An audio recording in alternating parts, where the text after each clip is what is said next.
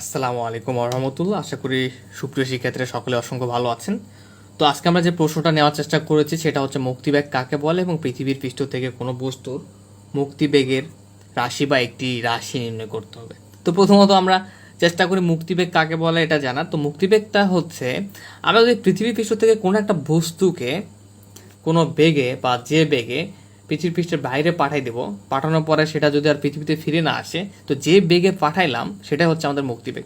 তো সহজ ভাষায় বলতে গেলে আপনি পৃথিবী থেকে কোনো একটা বস্তুকে কোনো এক যে বেগে পৃথিবী থেকে ছুড়ে দিয়েছেন, সেই বস্তুটা যদি আর ফিরে না আসে, তো যে বেগে ছুড়ে দিলেন সেটা হচ্ছে আমাদেরকে মুক্তিবেগ। তো আমরা চাইলে এভাবে লিখতে পারি, কোনো একটা বস্তুকে যে বেগে নিক্ষেপ করলে পৃথিবীতে সে বস্তুটি যদি আর ফিরে না আসে, তো যে সেই বেগটাই হচ্ছে আমাদের মুক্তিবেগ। আচ্ছা, তো মুক্তিবেগ ব্যাপারে আশা করি জেনে গেছেন। তো পৃথিবীর পিছুতে কোনো বস্তুর মুক্তিবেগের একটা রাশি নির্ণয় করতে হবে। তো খুবই সহজভাবে বোঝানোর চেষ্টা করব। তো এটা একটা পৃথিবী। তো আমি যে পৃথিবীটা আর্ট করছি, আমার পৃথিবীটা অনেক গোলাকার হওয়ার কথা, কারণ পৃথিবী হচ্ছে গোলাকার। বাট আমার পৃথিবীটা দেখা যাচ্ছে একটু এখানে একটু বাঁকা, এখানে একটু টেরা, কারণ আমি কলম দাগাইছি। এটা আমার নিজের পৃথিবী। তো এখানে এই পুরো পৃথিবীর ভর হচ্ছে বড় হাতের এম, এবং এই পৃথিবীর যে ব্যাসার্ধ, ঠিক আছে, পৃথিবীর যে ব্যাসার্ধ সেটা হচ্ছে আমাদের এখানে ব্যাসার্ধটা হচ্ছে আর। এবং এই পৃথিবীর কেন্দ্র থেকে কেন্দ্র থেকে একটা আমরা বস্তু যদি নিক্ষেপ করি পৃথিবীর পৃষ্ঠের বাইরে, এম ভর বিশিষ্ট কোনো বস্তু, সেটা মনে করলাম যে এই দূরত্ব বরাবর আসছে, ঠিক আছে। কত দূরত্ব? এই পৃথিবীর থেকে এম ভর বিশিষ্ট কোনো একটা বস্তু আমরা নিক্ষেপ করেছি, সেটা কত দূর পর্যন্ত আসছে? এই বরাবর আসছে, ঠিক আছে। তো এই পৃথিবীর কেন্দ্র হতে তাহলে বস্তুর দূরত্ব আমরা চিন্তা করব আর। ওকে, তো এটা দ্বারা কি বোঝাচ্ছে, যদি এই বস্তু আর পৃথিবীতে ফিরে না আসে তাহলে কি এটাই কিন্তু আমাদের যে বেগে নিক্ষেপ করলাম সেটা কিন্তু মুক্তিবেগ। তাহলে ঘটনা কি হলো, আমরা পৃথিবীর ভর দেখতে পাচ্ছি বড় হাতের এম, এবং এর ব্যাসার্ধ হচ্ছে আর, বড় হাতের আর। এবং এখানে আমরা একটা বস্তুকে পৃথিবীর কেন্দ্র হতে নিক্ষেপ করলাম, সেটা পৃথিবীর পৃষ্ঠের বাইরে চলে গেছে একেবারে, এম ভর বিশিষ্ট। এবং এই যেখান থেকে নিক্ষেপ করলাম পৃথিবীর কেন্দ্র হতে বস্তুর দূরত্বটা হচ্ছে আর। এবং এই বস্তুটাকে আরো একটু আমরা কি করে দিই, আরো একটু যদি আমরা ক্ষুদ্র পরিমাণ যদি দূরত্বে যদি সরাই, এই বস্তুটাকে যদি আরো একটু ক্ষুদ্র পরিমাণ দূরত্ব যদি সরাতে চাই, তাহলে এর স্মরণ ঘটবে ক্ষুদ্র পরিমাণ। কি বললাম, বস্তুটা এই পর্যন্ত আসছে, ঠিক আছে, আমরা ট্রাই করতেছি বস্তুটাকে আরো একটু সরাতে, ক্ষুদ্র পরিমাণ সরাতে। তো সেক্ষেত্রে আমাদের এখানে বস্তুটা যে স্মরণটা ঘটবে সেটা হচ্ছে ডিআর পরিমাণ, এবং এই স্মরণের জন্য যে কাজটা হবে সেটা হচ্ছে ডিডাব্লিউ। সেই কাজটা হবে আমাদের কি ক্ষুদ্র পরিমাণ কাজ। ওকে, তো আশা করি চিত্র ব্যাপারটা বুঝতে পেরেছেন যে ঘটনাটা ঘটলো এখানে। যে প্রথমত আমরা পৃথিবী নিলাম, একটা পৃথিবী হচ্ছে এম ভরে পৃথিবীর ভরটা এম এবং ব্যাসার্ধ আর, এবং এই কেন্দ্র থেকে আমরা যদি একটা বস্তুকে বাইরে নিক্ষেপ করি, মুক্তি বেগে নিক্ষেপ করতেছি, মানে কি ফিরে আসবে না, সেটা মনে করেন এম ভরের একটা বস্তু, সেটা এম থেকে এই বস্তুটা দূরত্ব আর, এবং সেটাকে যদি আরেকটু আমরা যদি কি করে দিই, সেই বস্তুটাকে যদি আমরা আরেকটু ক্ষুদ্র থেকে ক্ষুদ্র, এই ডি দ্বারা কিন্তু বোঝায় ডিডিএক্স, মানে কি ক্ষুদ্র পরিমাণ, আর আরেকটু যদি ক্ষুদ্র পরিমাণ সরাই তাহলে দূরত্বটা কি হবে, এম থেকে এই পর্যন্ত দূরত্ব যতটুকু সরাইছে ডি আর পরিমাণ। আর এই ক্ষুদ্র পরিমাণ সরানোর কাছে আমাদের কাজটা হবে ক্ষুদ্র পরিমাণ ডিডাব্লিউ। আর এই যে আর পরিমাণ সরিয়েছিলাম এটার জন্য আমাদের কি হবে, কাজটা হবে শুধু ডাব্লিউ, ঠিক আছে। আমি জাস্ট চিত্রটা বুঝাইছি, চিত্রটা কিন্তু আপনাদের আর্ট করতে হবে পরীক্ষায়, ঠিক আছে। তো এখন আমরা দেখার চেষ্টা করি এই চিত্রটার উপরে ডিপেন্ড করে আমরা কিভাবে একটা মুক্তিবেগের একটা রাশি নির্ণয় করতে পারি। তো এখানে আরো কিছু বিষয় নিয়ে একটু আলোচনা করি, যেগুলো এখন আলোচনা করলে আমার হচ্ছে ক্লাসে আগে প্রেশার ক্রিয়েট হবে না, ঠিক আছে, মানে পরবর্তীতে যখন জাস্ট সলিউশন করে দেবো। তো আমরা কাজ ইকুয়াল কি লিখতে পারি সাধারণত, এফ অফ এস, ঠিক আছে। বল গুণন স্মরণটা হচ্ছে আমাদের কাজ, কিন্তু এই ক্ষেত্রে আমরা যে চিত্রটা দেখলাম, এই ক্ষেত্রে আমাদের স্মরণটা কি, ডিআর পরিমাণ, যে যতটুকু বস্তু সরাইছে এই ক্ষেত্রে আমরা কিন্তু কাজ করব, সমস্যা নাই, ডিআর পরিমাণ স্মরণ, ঠিক আছে। তাহলে আমাদের কি লিখতে পারবো এক্ষেত্রে, যদি আমরা ক্ষুদ্র পরিমাণ কাজের ক্ষেত্রে যদি লেখার চেষ্টা করি, ক্ষুদ্র পরিমাণ কাজের ক্ষেত্রে আমাদের কাজের সূত্রটা কি হয়ে যাবে, এফ ইকুয়াল এস এর জায়গায় কি বসবে আমাদের, ডিআর। ক্ষুদ্র পরিমাণ কাজের জন্য আমাদের ক্ষুদ্র পরিমাণই স্মরণ হয়েছে, আমরা যেটা দেখলাম চিত্রে। এখন একটা ব্যাপার আছে, আমরা পৃথিবী বস্তুর উপরে অভিকর্ষ বল ইকুয়াল সূত্র কি জানি আমরা, F equal G M one into M two by R square, তাই না। কিন্তু এক্ষেত্রে আমরা যে পৃথিবীটা দেখতে পাচ্ছিলাম, এক্ষেত্রে পৃথিবীর ভরটা এম ছিল, বস্তুর ভরটা কি ছিল, এম ছিল।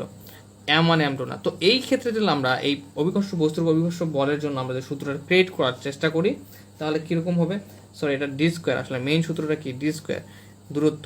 তো আমাদের এখানে ব্যাসার্ধ কতটুকু, মানে এম থেকে কেন্দ্র থেকে বস্তুর দূরত্ব কতটুকু, আর পরিমাণ, ঠিক আছে। তাহলে আমরা যদি এই ক্ষেত্রে যদি আমরা আমাদের চিত্রের ক্ষেত্রে যদি সূত্রটা লিখতে চাই যে বস্তুর উপর অভিকর্ষ বল, তাহলে কীরকম হবে, জি ইন্টু এম বড় হাতের এম, একটা পৃথিবীর ভর বড় হাতের এম, আর হচ্ছে ছোট হাতের এম হচ্ছে কি বস্তুর যে ভরটা, এবং দূরত্ব কত পৃথিবীর কেন্দ্র থেকে বস্তু পর্যন্ত, ছোট হাতের আর, তো এই দূরত্বের উপরে আর স্কয়ার দিতে হবে।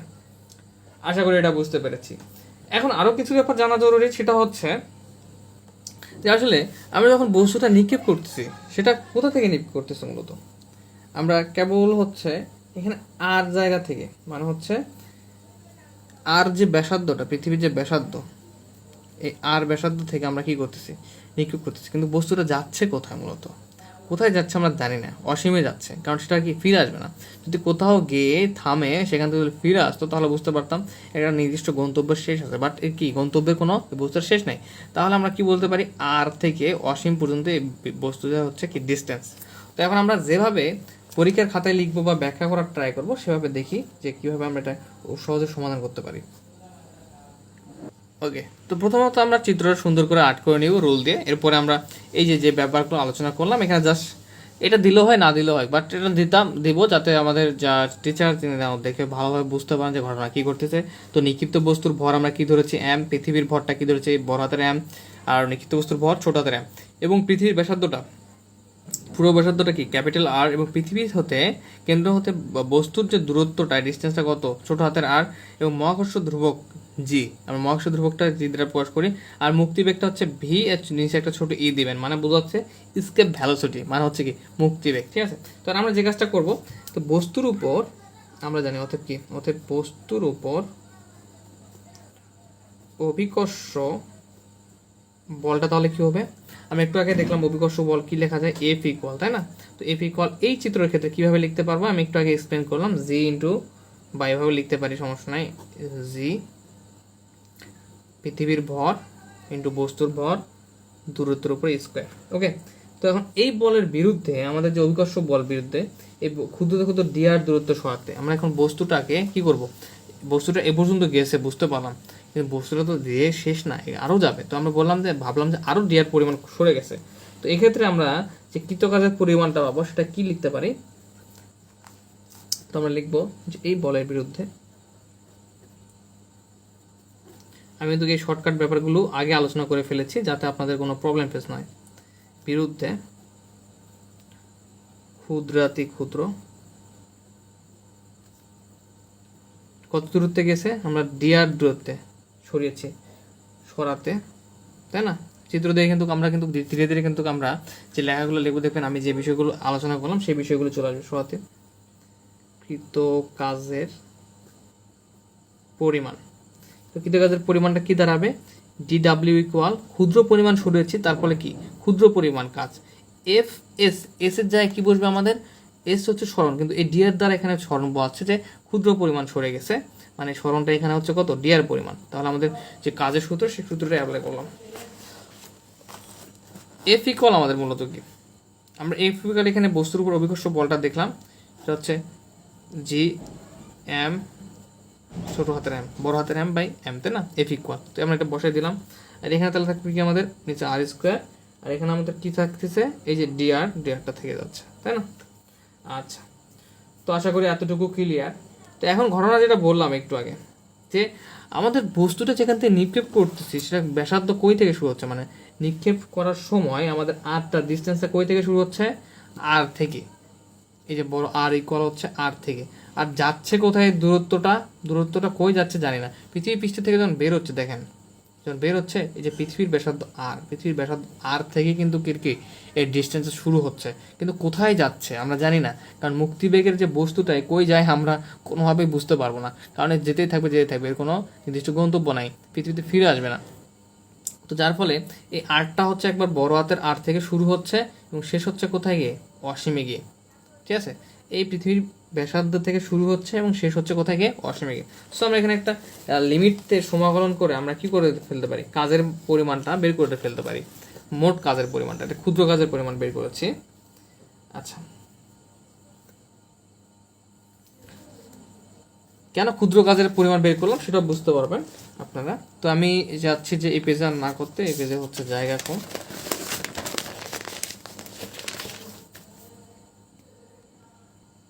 তো এখানে একটু লক্ষ্য করুন যে আমি ব্যাপারটা বুঝলাম যে আর থেকে শুরু হয়ে আর থেকে কত দূরত্ব যাচ্ছে, দূরত্বটা হচ্ছে অসীম পর্যন্ত, ইনফিনিটিভ। সীমার মধ্যে সমাকলন করে পাই, বা সীমার মধ্যে কৃতকাজ পাঠাতে, বস্তুটাকে পাঠাতে কৃতকাজের পরিমাণ। তো আমরা এখানে পুরো মোট কৃতকাজের পরিমাণটা নির্ণয় করার চেষ্টা করবো। তো আমরা কেন ক্ষুদ্র কৃতকাজের পরিমাণ বের করলাম, কারণটা হচ্ছে আমরা মোট কৃতকাজের পরিমাণ যখন বের করতে যাবো পুরো পৃথিবী পৃষ্ঠকে কেন্দ্র করে, তখন কিন্তু এই ক্ষুদ্র ক্ষুদ্র পরিমাণ কাজগুলো যুক্ত হয়ে কিন্তু পুরা কি কৃতকাজটা হবে। তো আমরা একবারে তো বের করতে পারবো না, যার ফলে আমরা আগে ছোট কৃতকাজের পরিমাণে বের করে নিলাম। এখন যদি আমরা ইন্টিগ্রেশন করি, এখানে ইন্টিগ্রেশন DW যদি দেই, তাহলে বোঝাবে এই যে আমরা DW ক্ষুদ্র কাজের যে বের করলাম, ক্ষুদ্র কাজের পরিমাণটা বের করলাম, আর ইন্টিগ্রেশন দ্বারা বোঝাবে যে এই ক্ষুদ্র কাজ যুক্ত হয়ে, ক্ষুদ্র কাজগুলো যুক্ত হয়ে মোট কাজের পরিমাণটা বোঝাবে। ঠিক আছে, সো আমরা এই ডাব্লিউ কাল কি লিখতে পারি, মোট কাজের যে কৃত কাজের পরিমাণটাকে আমরা লিখতে পারি ইন্টিগ্রেশন DW। যতগুলো ক্ষুদ্র কাজ ছিল সবগুলোকে হচ্ছে সমাকলন করার ফলে আমাদের যুক্ত হয়ে সমষ্টি হয়ে একটা বিশাল কাজ, পুরো কাজটাকে আমাদের এখানে দেখানোর ট্রাই করবে। এবং এখানে আমাদের DWর মানটা যদি বসাই দিই, GM M, বড় হাতের M ছোট M, জাস্ট আমরা DW মানটা বসাই দিচ্ছি, বাই হচ্ছে কত R²। তো আপনারা একটা কাজ করবেন, এটা লিখবেন না, ঠিক আছে, এটা লেখার প্রয়োজন নাই, লিখবেন না, ডিরেক্ট হচ্ছে এই যে মানটা একবার বসাই দেবেন এবং এখানে লিমিটটা বসাই দেবেন। কারণ ঝামেলা হতে পারে, দেখা গেছে এখানে লিমিট ইউজ করছেন, এখানে করেন না, এরকম হতে পারে। কারণ এখানে লিমিট আমরা ইউজ করতে পারবো না। এই যে কত থেকে আর থেকে শুরু হচ্ছে লিমিটটা এবং শেষ হচ্ছে কত যায় পজিটিভ ইনফিনিটিভ পর্যন্ত, মানে R = R। কি হচ্ছে আমরা যেটা বুঝালাম যে যেখান থেকে শুরু হচ্ছে শেষটা মূলত আমরা জানি না, সো আমরা আদি মানটাকে সবসময় লোয়ার ধরে থাকি। তো যেখানে শুরু হচ্ছে সেটা লোয়ার ইনফিনিটিভ এবং যেখানে শেষ হচ্ছে সেটা হচ্ছে কি সরি, যেটা থেকে শুরু হয় সেটা হচ্ছে আমাদের লোয়ার লিমিট, এবং হচ্ছে যেখান থেকে শেষ হয়, যেমন এখানে কোথায় শেষ হচ্ছে ইনফিনিটিভ বেগে শেষ হচ্ছে, হচ্ছে আপার লিমিট। তো আপনারা যারা হচ্ছে ফিজিক্স ক্লাসটি করতেছেন তারা ক্যালকুলাসের ডিফারেন্সিয়েশন ইন্টিগ্রেশন সম্পর্কে ভালো ধারণা থাকতে হবে, না থাকলে কিন্তু এর পরবর্তী স্টেপগুলো বুঝতে একটু প্রবলেম হতে পারে, বাট আমি বোঝানোর চেষ্টা করবো। তো এগুলো কি আমাদের ইন্টিগ্রেশন, আর এগুলো উপরে কি একটা আপার লিমিট একটা লোয়ার লিমিট, এবং আপার লিমিটটা তারা বোঝাচ্ছে যে এর শেষ কোথায় অসীম পর্যন্ত, লোয়ার লিমিটটা বোঝাচ্ছে শুরু কোথায় আর থেকে শুরু। এবং এখানে DW যে মানটা ছিল জাস্ট বসাই দিচ্ছি, তো আপনারা এটা স্কিপ করবেন করে W = ডাইরেক্ট এটুকু অংশ লিখবেন, ঠিক আছে, জাস্ট মানটা বসাই দিলে যে অংশটুকু। তো এখানে একটা ব্যাপার আছে যে আমাদের DRটাও কি ছিল, গুণ অবস্থায় ছিল। আচ্ছা, তো এখানে মূলত এই G, বড় হাতের M, ক্যাপিটাল M বা ছোট হাতের M, এর প্রত্যেকটা হচ্ছে ধ্রুবক পদ। ওকে, তো ধ্রুবক পদগুলো আমরা সবসময় বাইরে দেখি, এগুলোকে ইন্টিগ্রেশন বা সমাকলন ডিফারেন্সিয়েশন করা যায় না। তো আমরা এখানে লিখে দিলাম ইনফিনিটিভ, এখানে R, তাহলে থাকবে কি 1/R² × dr। ওকে, তো এখন আমরা যে ব্যাপারটা জানবো, ইন্টিগ্রেশনের কিছু সূত্র সম্পর্কে এখন আমাদের ধারণা নেওয়া জরুরি। যে আমরা যদি ইন্টিগ্রেশন x⁴n dx, x এর সাপেক্ষে যদি x⁴n কে যদি আমরা ইন্টিগ্রেশন করি, এটা ইন্টিগ্রেশনের সূত্র, তাহলে কি হয় x⁴n+1/n+1, ঠিক আছে, প্লাস সিটা তো ধ্রুবক, এখানে আমরা ইউজ করবো না, যেহেতু লিমিট থাকলে আমাদের সিটা ইউজ করতে হয় না। তো এটা হচ্ছে কি আমাদের মেইন সূত্র, যে কোনো কিছুর উপরে যদি পাওয়ার থাকে সেটাকে কোনো চলকের সাপেক্ষে ইন্টিগ্রেশন করলে সেই চলকের উপরে সে পাওয়ারের সঙ্গে এক যোগ বা হচ্ছে সে পাওয়ারের সঙ্গে এক যোগ করে দিতে হয়। তো এখানে মূলত আমরা দেখেন ইন্টিগ্রেশন করবো 1/r² কে, লিমিট পরে দিচ্ছি দিয়ে আর এর সাপেক্ষে। এই 1/r² কে আমরা চাইলে কি লিখতে পারি, R−2 লিখতে পারি, যেহেতু 1/x কে লিখতে পারি x−1, সো 1/r² কে লিখতে পারি আমরা কি R−2, এটা আমরা সকলে জানি। তো এটাকে যদি আমরা আর এর সাপেক্ষে যদি ইন্টিগ্রেশন করি, তাহলে আমরা এই আদর্শ সূত্রের সাথে যদি তুলনা করি, তাহলে ঘটনা কি ঘটবে, এখানে মূল হচ্ছে চলক হচ্ছে এখানে x ছিল, আর এখানে মূল চলক r, তাহলে r এবং পাওয়ার এখানে n ছিল, এখানে হচ্ছে -2, তো -2 থেকে কি করতে হবে সাথে এক যোগ করতে হবে, নিচেও যে পাওয়ারটা ছিল সেটার সঙ্গে এক যোগ, তাহলে ঘটনা কি ঘটবে, -2 থেকে এক যোগ করলে থাকে -1 এবং নিচে থাকবে কত -1, তাহলে মাইনাসটা সামনে দিলাম, এই -1 এর মাইনাসটা, এবং এখানে R-1 মানে কি বোঝাচ্ছে, R−1 বা x−1 মানে কি বোঝায় 1/r বা 1/x। তাহলে আমরা দেখতে পাচ্ছি এই 1/r² যদি আমরা সমাকলন করি বা ইন্টিগ্রেশন করি আর এর সাপেক্ষে, তাহলে আমরা ফাইনালি যে রেজাল্টটা পাচ্ছি এটা। তো এটা বুঝতে গেলে অবশ্যই যদি কারো প্রবলেম থাকে এখনও হোম টিউটর 55-এর যে ডিফারেন্সিয়েশনের ক্লাস কিংবা ইন্টিগ্রেশনের ক্লাসগুলো আছে সেগুলো ভালোভাবে করে ফেলবেন ক্যালকুলাস 1-এর। আচ্ছা, জি ক্যাপিটাল এম ছোট হাতের এম, এখানে তাহলে আমরা যেটা পাচ্ছি কি -1/r। এখন আমাদের দেখেন এখানে কিন্তু লিমিট ছিল না, যার ফলে আমরা ডিরেক্ট এভাবে সূত্রটা বের করতে হবে। বাট লিমিট থাকলে আমাদের এই সূত্রের মানটা বের করার পরে, সূত্র থেকে মানটা বের করার পরে লিমিটগুলো দিতে হবে। আপার লিমিট হচ্ছে ইনফিনিটিভ এবং লোয়ার লিমিট হচ্ছে আমাদের কি আর, ঠিক আছে। আচ্ছা, তো আর সাপেক্ষে তো আমাদের ইন্টিগ্রেশন করে ফলে তো আমরা এই মানটা পেলাম। এখন আমরা কি করব, আপার লিমিট লোয়ার লিমিটগুলো বসাই দিতে হবে। জি ক্যাপিটাল এম ছোট হাতের এম, এখানে মাইনাস হচ্ছে এই ইনফিনিটিভ যদি বসানো হয় কোথায় বসবে, যার সাপেক্ষে আমরা কি করি ইন্টিগ্রেশন করি সেখানে বসে। তো আর সাপেক্ষে করছে আর এর জায়গায় বসবে 1/ইনফিনিটিভ মাইনাস লিমিট বসানোর রুলস কি, আপার লিমিট বসানোর পরে কি করতে হয় মাইনাস দিতে হয়।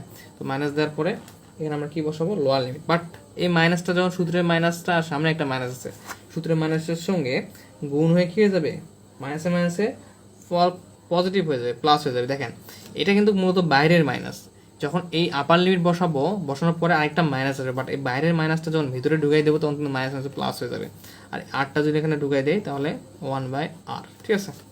তাহলে জি ক্যাপিটাল এম ছোট হাতের এম, এখানে একটু ব্যাপার দেখেন 1/ইনফিনিটিভের মান কিন্তু সবসময় কি জিরো, 1/ইনফিনিটিভের মান কি সবসময় জিরো হয়। তাহলে আমরা এখানে লিখতে পারবো,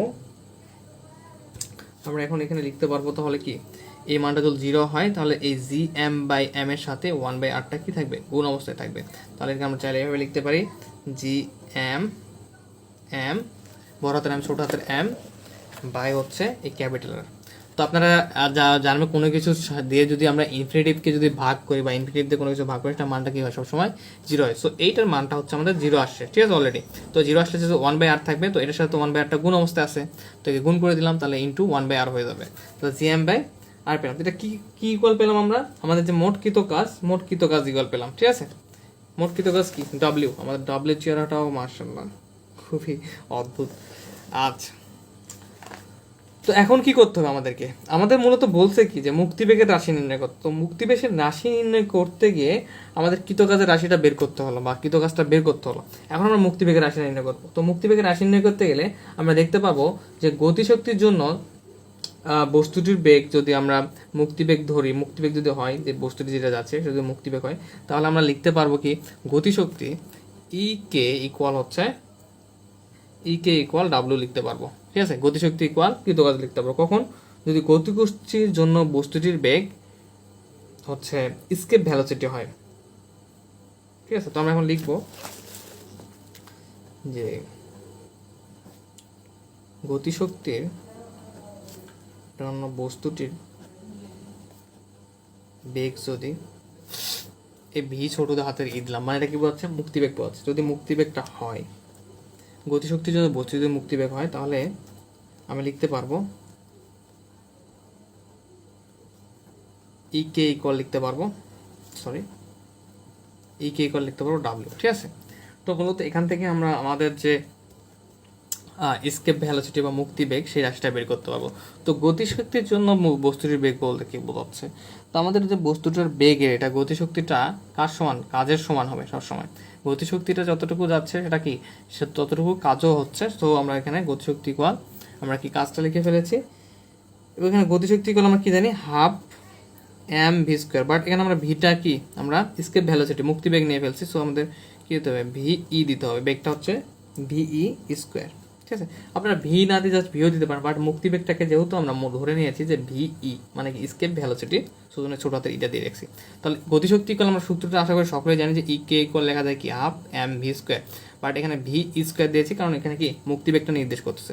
আর ডাব্লিউ ইকুয়াল কি পেলাম আমরা, জি এম বড় হাতের এম ছোট হাতের এম বাই আর। তো এখানে এই এম দেখেন উভয় পাশে ছোট একটা করে এম আছে, এমটা যদি এই পাশে পার করে দেয় তাহলে ডিভাইড হয়ে যাবে, m/m কেটে যাবে। তাহলে আমরা এখানে লিখতে পারি হাফ mv² ইকুয়াল হচ্ছে gm/r। ওকে, তাহলে জাস্ট এই পাশে ছোট এম আর এই পাশে ছোট এমটা উঠে গেল, জাস্ট এখানে থাকবে কি হাফ ভি স্কোয়ার, এমটা থাকবে না, হাফ ভি স্কোয়ার থাকবে, আর এখানে জি বড় হাতের এমটা থাকবে, ছোট বড় হাতের আটটা থাকবে। ছোট হাতের এম এই পাশে ছোট হাতের এমটা কি হয়েছে, ওই পাশ থেকে ভ্যানিশ হয়ে গেছে। আচ্ছা, এখন জাস্ট আমাদের ক্যালকুলেশন। তো অপর পেজে যাব, অপর পেজে গিয়ে কীভাবে ক্যালকুলেশন করবো একটু আমরা বোঝার চেষ্টা করি। যে এখানে ভি স্কোয়ার ইকুয়াল, তাহলে এই হাফটাকে পাশে পার করে দেবো, তার কি হয়েছে, হাফটা পাশে চলে গেলে টুটা এখানে ক্রস গুণ হয়ে এখানে গুণ হয়ে যাবে, তাই না? শুধু এখানে থাকবে তোমার ভি স্কোয়ার। আমি এটা করবো,